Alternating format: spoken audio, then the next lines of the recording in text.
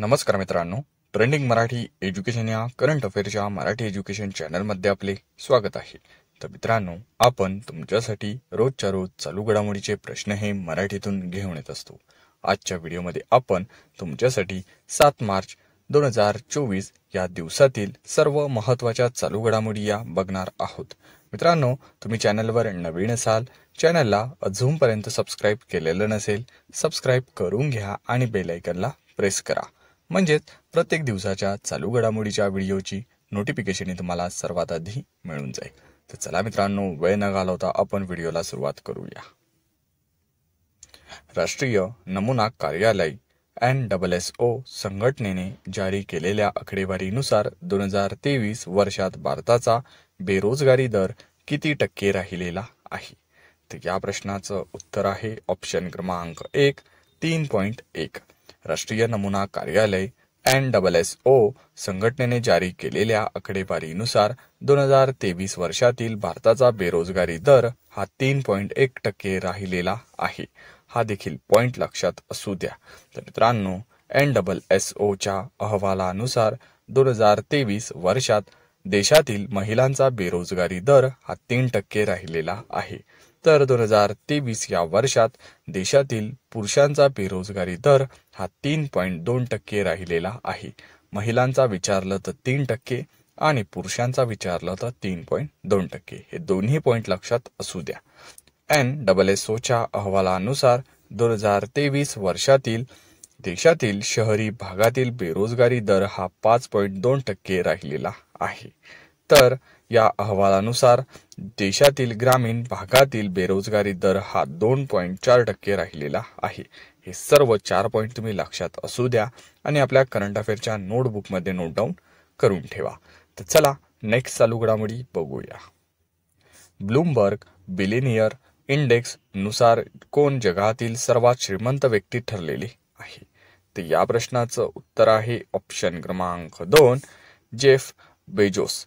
मित्रांनो, Bloomberg billionaire index नुसार जगातील सर्वात श्रीमंत व्यक्ती जेफ बेजोस हे ठरलेले आहे।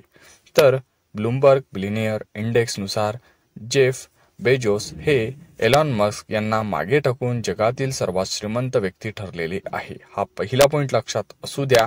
तर भारतातील उद्योगपती मुकेश अंबानी हे जगातील श्रीमंत व्यक्तींच्या यादीत 11व्या क्रमांकावर आहे आणि या भारतामध्ये त्यांचा पहिला क्रमांक लागतो। हा देखील पॉइंट लक्षात असू द्या।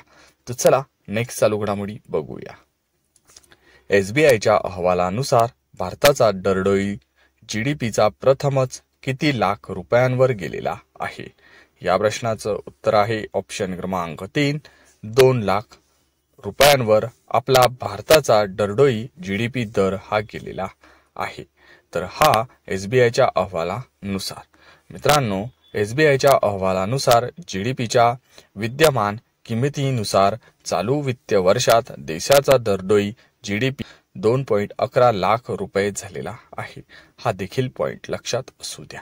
तर चला मित्रांनो, आजच्या दिवसाची नेक्स्ट चालू घडामोडी बघूया। महिलांना गर्भपाताचा अधिकार देणारा कोणता देश जगातील पहिला देश ठरलेला आहे? तर या प्रश्नाचं उत्तर आहे ऑप्शन क्रमांक 4, फ्रान्स। महिलांना गर्भपाताचा अधिकार देणारा फ्रान्स देश जगातील पहिला देश ठरलेला आहे। तर चला नेक्स्ट चालू घडामोडी बघूया। देशातील पहिल्या अंडर वॉटर मेट्रोचे उद्घाटन कोठे करण्यात येणार आहे? तर मित्रांनो, हे देशातील पहिल्या अंडर वॉटर मेट्रोचे उद्घाटन ऑप्शन क्रमांक 1 कोलकाता येथे झालेले आहे। तर मित्रांनो, या पहिल्या अंडर वॉटर मेट्रोचे उद्घाटन आपल्या देशाचे पंतप्रधान नरेंद्र मोदी यांच्या हस्ते हे करण्यात आलेले आहे। हा पॉइंट देखील महत्त्वाचा आहे, लक्षात असू द्या। मित्रांनो, एकूण लांबी ही 16.5 किलोमीटर आहे आणि ही अंडर वॉटर मेट्रो हुबळी नदीखाली चालणार आहे। हा देखील पॉइंट लक्षात असू द्या। तर नदीखाली तिची लांबी आहे 10.8 किलोमीटर एवढी। हा देखील पॉइंट तुम्ही लक्षात असू द्या। तर चला नेक्स्ट चालू घडामोडी बघूया। फेब्रुवारी महिन्यात भारताचा सेवा क्षेत्रात निर्देशांक किती गुणांवर नोंदवला गेलेला आहे? तर या प्रश्नाचं उत्तर आहे ऑप्शन क्रमांक 2, 60.6। मित्रांनो, फेब्रुवारी महिन्यात भारताचा सेवा क्षेत्रातील निर्देशांक हा 60.6 गुणांवर नोंदवला गेलेला आहे. तर चला नेक्स्ट चालू घडामोडी बघूया. थॉमस सिल्योक यांची कोणत्या देशाच्या राष्ट्रपतीपदी निवड ही झालेली आहे? तर या प्रश्नाचं उत्तर आहे ऑप्शन क्रमांक 3 हंगेरी. मित्रांनो, थॉमस सिल्योक यांची हंगेरी देशाच्या राष्ट्राध्यक्षपदी ही निवड झालेली आहे. तर चला नेक्स्ट चालू घडामोडी आजच्या दिवसाची बघूया. केंद्रीय संरक्षण मंत्री राजनाथ सिंह यांच्या हस्ते कोणत्या राज्यात नौसेना युद्ध विद्यालयाच्या लोकार्पण करण्यात आलेले आहे? तर या प्रश्नाचं उत्तर आहे ऑप्शन क्रमांक 4 गोवा. मित्रांनो, केंद्रीय संरक्षण मंत्री राजनाथ सिंह यांच्या हस्ते गोवा राज्यात नौसेना युद्ध विद्यालयाचे लोकार्पण हे करण्यात आलेले आहे. तर मित्रांनो, भारतीय नौसेनेचा उल्लेख झाला तर आपण भारतीय नौसेनाबद्दल थोडक्यात माहिती जाणून घेऊया. स्थापना ही 1934 मध्ये झालेली आहे. तर सध्या भारताचे नौसेनाचे अध्यक्ष आहे ॲडमिरल आर हरी कुमार. तर भारताचे उप नौसेना अध्यक्ष आहे वायस ॲडमिरल संजय जसजीत सिंह. हा देखील पॉइंट तुम्ही लक्षात असू द्या. तर चला मित्रांनो, आजच्या दिवसाची नेक्स्ट चालू घडामोडी बघूया. देशातील पहिल्या राष्ट्रीय डॉल्फिन अनुसंधान केंद्राचे उद्घाटन कोठे झालेले आहे? तर या प्रश्नाचं उत्तर आहे ऑप्शन क्रमांक 1 पटना. देशातील पहिल्या राष्ट्रीय डॉल्फिन अनुसंधान केंद्राचे उद्घाटन पटना येथे झालेले आहे.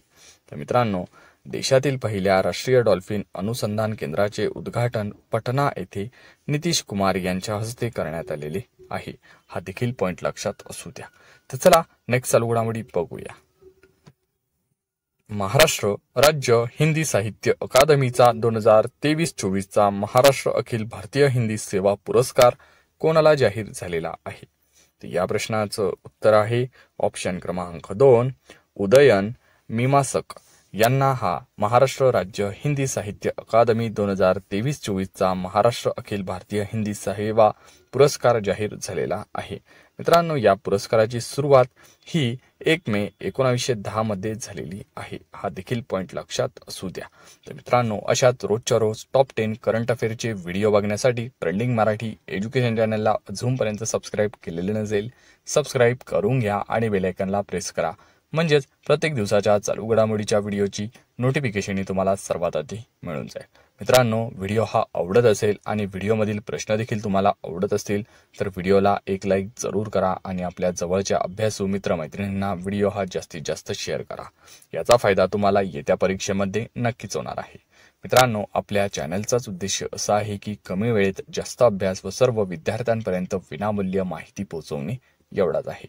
ट्रेंडिंग मराठी एज्युकेशन या करंट अफेअरच्या मराठी एज्युकेशन चॅनलवरील कुठलाही विद्यार्थी आणि विद्यार्थिनी येत्या आगामी पेपरमध्ये मागे राहता कामा नये. पूर्ण व्हिडिओ बघितल्याबद्दल तुमचे चॅनलतर्फे मनापासून धन्यवाद.